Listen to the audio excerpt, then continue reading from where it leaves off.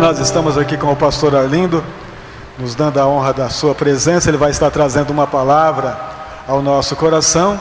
O pastor Arlindo dispensa apresentação, todo mundo sabe quem é o pastor Arlindo, eu acredito que sim.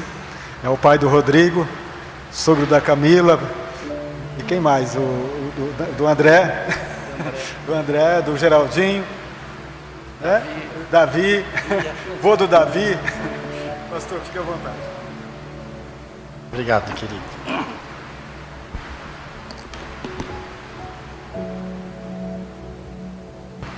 A paz do Senhor, amados. Muito feliz de estar aqui mais uma vez, juntamente com meu querido pastor Anísio. Pastor Anísio nunca vai deixar de ser meu pastor, sempre será meu pastor, meu amigo, meu conselheiro, alguém que me amparou no momento que eu precisei. Enfim, dispensa aí comentários, mas eu tenho um grande apreço, um grande amor, um grande carinho por esse homem de Deus. E aprove o Senhor que estivéssemos aqui nesta noite para discorrermos a respeito da palavra de Deus. Toninho Pereira ali, firme. Quero abra as suas Bíblias na carta de Paulo, o apóstolo, no capítulo 8 de Romanos. Carta de Paulo aos Romanos, capítulo 8.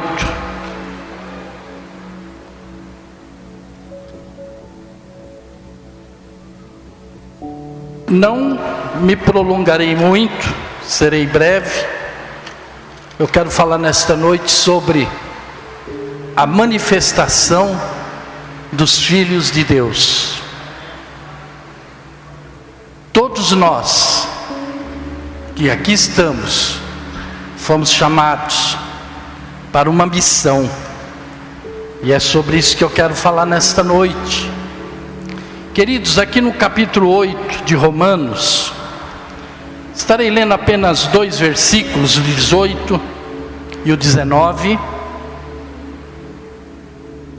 A palavra de Deus diz assim, mesmo assentados: porque para mim tenho por certo que os sofrimentos ou as aflições do tempo presente não podem ser comparados com a glória a ser revelada em nós.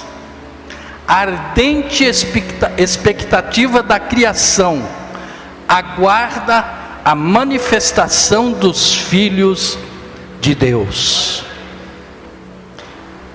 Queridos, nós estamos vivendo dias difíceis, estamos vivendo dias de aflições, estamos vivendo dias de pânico.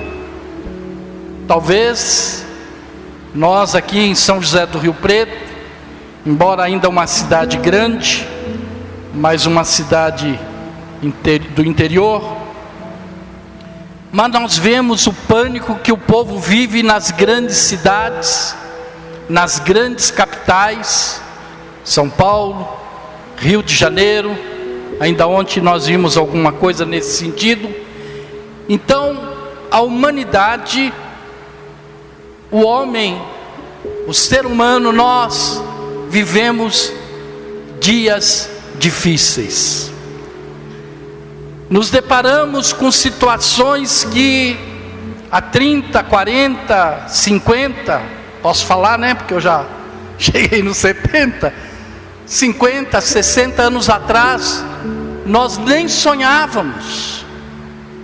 E hoje nós vemos, para o mundo é normal, para o mundo é encarado com a maior naturalidade. E é o que nós estamos presenciando. A inversão de valores está patente aos nossos olhos. Aquilo que era errado hoje é certo, aquilo que era certo hoje é errado. Que absurdo, pastor! Como que nós estamos... estamos vivendo esses dias, meus queridos. E eu posso afirmar para você com toda certeza: Jesus está voltando. Jesus está voltando. Estamos vivendo os últimos dias. Eu vi uma pregação um dia desse, achei muito interessante. Não me lembro se foi o pastor Cláudio Duarte ou se foi um outro pastor, não me lembro. Mas ele falava que Jesus, para exemplificar esses dias, ele falava da mulher quando está para dar à luz, das contrações na hora do parto. E Jesus deu esse exemplo, falando que os últimos dias, seria como a mulher quando vai dar à luz, que tem as contrações. E é interessante que ele falou algo que eu desconhecia. E ele disse que quando começam as contrações, a criança pode nascer até em 2 horas, ou até em 18 horas.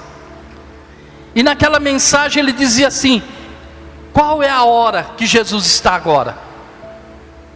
Será que ele está na 2ª hora, na 3ª, na 17ª ou na 18ª hora? Ele concluía a mensagem falando sobre isso. E eu posso dizer para você, queridos, a igreja do Senhor está tendo contrações, porque Jesus está voltando. Jesus está voltando. Não é natural tudo aquilo que nós vemos hoje acontecendo. E esse versículo aqui, queridos, ele fala muito profundo ao meu coração, e eu creio que fala também ao seu, quando diz, versículo 19: ardente expectativa da criação aguarda a manifestação dos filhos de Deus. Deus é o autor da criação. Tudo que foi criado por Deus. Mas lá no Salmo 8, versículo 4 e 5, se não me falha a memória, nós somos chamados de a coroa da criação. De tudo aquilo que foi criado, você é a coroa. Você é o mais importante. Você vale mais que o mundo inteiro. Você vale o sangue precioso de Jesus ali na cruz do Calvário. Olha o valor que você tem, meu irmão. Olha o valor que você tem, minha irmã. E quando eu pastoreava, eu ficava bravo quando o irmãozinho ia lá na frente e falava: eu não sou nada, eu não valo nada. Que isso? Você tem um valor extraordinário. Você é servo do Deus Altíssimo. Você tem um valor tremendo para Deus. Você pode não valer nada para a sociedade, mas para Deus você tem um valor, o valor o preço do sangue de Jesus. Esse é o valor que você tem, querido. E nós vemos aqui a palavra de Deus dizendo que nós, os filhos, nós temos que manifestar a presença de Deus na nossa vida. As pessoas têm que olhar para mim, para você, para nós, e ver que ali tem um filho de Deus, tem ali um servo de Deus, tem alguém ali que faz a diferença. É assim que nós temos que ser vistos lá fora. Não pode ser crente agente secreto, Conheço a história de um jovem que trabalhou numa empresa durante 3 anos, e no último dia, quando ele foi mandado embora, ou pediu as contas, saiu da empresa, o gerente, que era crente, ficou sabendo que ele era evangélico também, porque ele nunca se manifestou, nunca demonstrou ser um filho de Deus. E nós não somos agentes secretos, nós brilhamos. A palavra de Deus diz que nós somos luz do mundo e sal da terra. O sol, a luz brilha, e o sal tempera. Você, querido, tem Deus na vida. Você tempera a vida das pessoas que estão amargas, a vida das pessoas que estão sem esperança, a vida das pessoas que estão sem expectativa alguma. Você é o sal, você tempera através do seu testemunho, através da palavra de Deus, através de Jesus na sua vida. É dessa forma que nós agimos. Queridos, nós não somos apenas mais um na multidão. Temos que considerar isso. Não somos apenas mais um na multidão. Deus não nos enviou para sermos apenas um a mais no meio da multidão. O motivo pelo qual nós estamos aqui vai muito além disso. Vai muito além disso. Amém? O nosso trabalho é com vidas. O nosso trabalho é com sentimentos. O nosso trabalho é com pessoas. Eu me lembro uma vez que eu fui numa farmácia comprar um remédio para uma irmã da igreja que estava precisando, membro da igreja. E eu cheguei lá para o farmacêutico, pedi um remédio e pedi para ver a bula. Tem essa mania, para que serve, como que toma. E aí ele perguntou assim: mas o senhor é médico? Eu falei: eu sou. Eu não menti não, viu? Eu sou médico de almas. Você é médico de almas, meu irmão. Você é médico de almas. Você tem Jesus na sua vida. Através de Jesus você cura pessoas. Você cura aquela pessoa que está mal-humorada, aquela pessoa que está angustiada, aquela pessoa que está triste, aquela pessoa que está aflita. Através de Jesus na sua vida você cura essas pessoas. Você cura. Então a nossa missão aqui é essa, queridos. A nossa missão é tratar com vidas, é tratar com pessoas, é tratar com sentimentos. Devemos ser a boca de Deus nesse mundo e fazer aquilo que quase ninguém faz. Quase ninguém faz, ou não teve coragem de fazer, e nós fazemos. Devemos abrir a mão das nossas vidas e alcançar aqueles que realmente precisam conhecer o amor de Deus. A criação, aqui nós vamos interpretar como sendo o homem, sentido genérico, homem, mulher, o ser humano. A criação está na expectativa de ver a manifestação dos filhos de Deus. Você tem que se manifestar lá na faculdade onde você estuda, lá no seu local de trabalho, lá na sociedade onde você vive, se manifestar como filho de Deus. Se manifestar como filho de Deus. O fato é que muitos de nós não conseguimos ver o que as pessoas estão, que tem pessoas aí perdendo sua vida. Tem pessoas aí, querido, indo a passos largos para o inferno do nosso lado. Muitas vezes um vizinho, muitas vezes até mesmo um parente. E nós nos acomodamos. Essa palavra é para mim também, viu? Nos acomodamos. Não falamos de Jesus. Temos que falar de Jesus, irmãos. Temos que falar do seu amor. Temos que nos manifestar como filhos de Deus. É a palavra desta noite. Manifestar como filhos de Deus, né? Manifestar. Essas pessoas estão caminhando aí para o inferno, porque os filhos de Deus não se manifestam. A criação está nessa expectativa, esperando. Estava comentando com o pastor Anísio rapidamente. Durante alguns dias aí eu estive negociando um carro com uma pessoa e percebi que tinha algo diferente nele. A gente foi conversando e mandava mensagem durante a semana para ele segurar o carro para mim, que eu queria esse carro de todo jeito, né? E ele tirou o anúncio lá do aplicativo, que estava na internet. E a gente foi conversando. E hoje no cartório, na hora de assinar os documentos,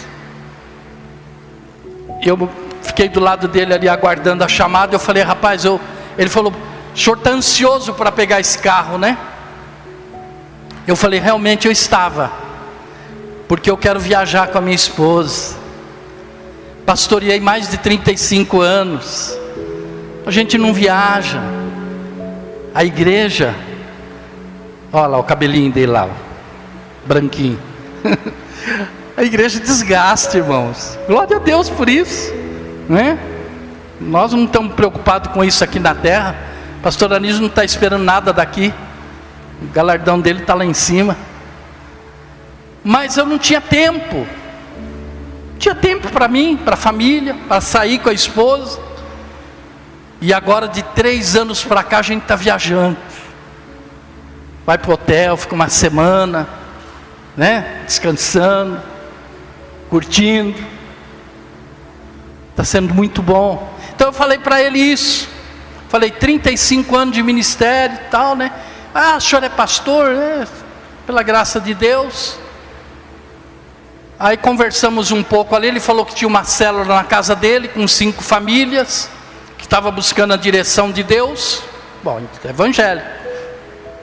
Conversamos um pouco ali. Na hora de despedir, que eu dei um abraço nele, ele falou, pastor, manda uma mensagem de áudio para mim. Não, manda uma mensagem de áudio para o jovem pastor que está parado. O que eu preciso fazer? Pastor, irmãos, jovem, estou buscando de Deus direção para dar uma palavra para ele. Mais ou menos já tem, né? A mesma que Paulo deu para Timóteo, jovem pastor Timóteo. Queridos, a vida é essa. Nós estamos aqui para fazer a obra de Deus. Eu fui jubilado na minha igreja. Jubilado é como se tivesse aposentado, né? Fui jubilado na minha igreja faz 3 anos. Mas nem por isso deixei de pregar a palavra. Nem por isso deixei de evangelizar. Nem por isso deixo de perder a oportunidade de falar de Jesus. Jamais. Um dia desse eu fui fazer um velório. E eu falei, parafraseando aquele versículo que todo mundo coloca, né? Combati o bom combate, terminei a carreira, guardei a fé. E eu disse para o irmão que estava do meu lado, combati o bom combate, terminei a carreira, mas continuo guardando a fé. Continuo guardando a fé. Continuo falando desse Jesus maravilhoso. Então, queridos, é isso aí. Nós temos uma coisa aqui que eu achei muito importante nesse texto. Não quero me delongar muito, que é sobre renúncia. Para nós fazermos a obra de Deus da maneira que Deus quer que façamos, precisamos de renúncia. Renunciar muitas coisas. Renunciar muitas coisas. Renunciar quer dizer abrir mão, né? Abrir mão do seu conforto, abrir mão de assistir um jogo de futebol no domingo à tarde e não vir no culto, ou chegar atrasado, abrir mão de estar em casa, abrir mão de pessoas. Quer ver uma coisa que eu ficava, a Bíblia fala que a gente pode se irritar, né? Não pode pecar, né? Ficava irritado quando alguém chegava para mim, membro da minha igreja, ovelha minha. Ah, pastor, eu não vim domingo porque eu tinha parente em casa. Misericórdia, leva o parente para a igreja. Deixar de vir no culto porque tem parente em casa, irmãos. Não me conformo com isso. Então, às vezes nós temos que abrir, às vezes não, temos que abrir mão de pessoas, né? Abrir mão da sua vida por amor a Deus, porque Ele abriu mão do seu filho em favor de você, meu irmão. Ele abriu mão do seu filho amado em nosso favor. Por que eu não posso renunciar a alguma coisa para agradar esse Deus tão tão maravilhoso. Então a renúncia, ela faz parte desse contexto que nós estamos falando aqui, né?